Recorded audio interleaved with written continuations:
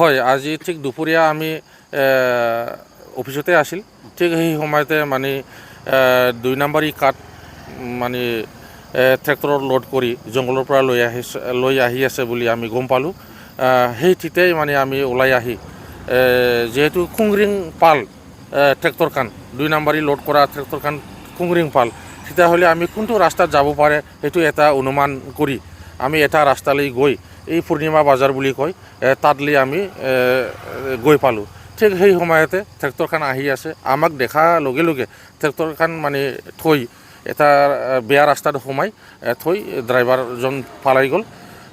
সেই তেতিয়াই আমি ট্ৰেক্টৰখন লৈ আহিলোঁ। তাতে মূল্য হ'ব মানে 1 লাখৰ ওপৰত হ'ব আৰু ট্ৰেক্টৰখন নতুনে আছে, মহেন্দ্ৰ ট্ৰেক্টৰ হয়। তো সেইখিনি আমি জব্দ কৰিলোঁ, কিন্তু মালিক এতিয়া আমি গম নাপালোঁ আৰু কোনো মানুহ ধৰিব নোৱাৰিলোঁ আমি। অনুমানিক তাতে চেফটি হিচাপে 150 চেফটি হৈ যাব আৰু সেইটো পাৰলি হয় 1000 টকা পাৰ চেফটি হয় মাৰ্কেট ৰেট, এই হিচাপত ভেলুটো হ'ব। হয়, সেইটো আমি গম পাই মানুহবিলাক কৈও আৰু আমিও ধৰিও আছে। তাৰমানে বহুত বৃহৎ এৰিয়া যিহেতু ৰুণিখাতা এৰিয়া আৰু আমাৰ যিখিনি জংঘল ক'ব গ'লে আমি অকল আমাৰ ৰুণিখাতা ৰেঞ্জৰ আণ্ডাৰতে ফৰেষ্ট আছে বুলি আমি গম পাওঁ। তো সেইটো বহুত ডাঙৰ জংঘল আপ টু দাঁতগাড়ীলৈ।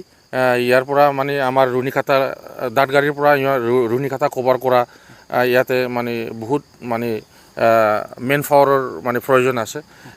যিহেতু আমি অলপ মানুহে আছে, আমি কেইটামান শান্তিপুৰৰ এটা টীম আছে, মোৰ মেইন টীম প্ৰটেকশ্যন, আমাৰ ফৰেষ্ট প্ৰটেকশ্যন আছে তাতে। সিহঁত আৰু আমি অকল ইমান বৃহৎ এৰিয়াটো চবৰ পিনে মানে ছাৰাউণ্ডিং আমি ৰক্ষণাবেক্ষণ দিয়া ইমান সম্ভৱ নহয়, যাৰ ফলত কেতিয়াবা আমাৰ হাতৰ পৰা গুচি যায়। কিন্তু পৰাপক্ষত আমি কণ্ট্ৰলটো কৰি আছে আৰু সেইটোৰ লগত আমি কোনো কম্প্ৰমাইজ নকৰোঁ।